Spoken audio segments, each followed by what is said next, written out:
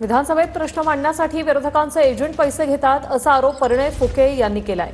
तर फडणवीसांकडे पुरावे दिल्याची परिणय फुके यांची माहिती सखोल चौकशी करून कायदेशीर कारवाईचीही त्यांनी मागणी केलेली आहे।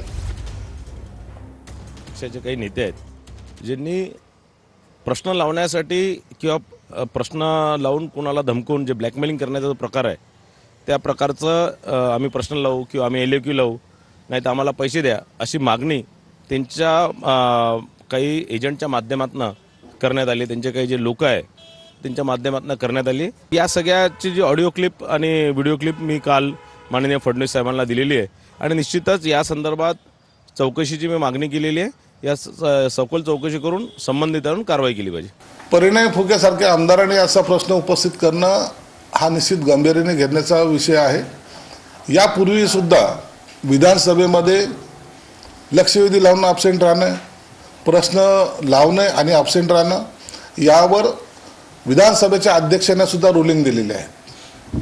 त्यांनी तर स्पष्टपणे सांगितलं की असे प्रश्न विचारणारे किंवा प्रश्न लावण्यासाठी जे काही धडपड करून कोणी जर असं ब्लॅकमेल करत असेल तर त्याच्यावर कारवाई ही झाली पाहिजे असं विधानसभा अध्यक्षाचं एका रुलिंगमध्ये मत त्यांनी व्यक्त केलेलं आहे।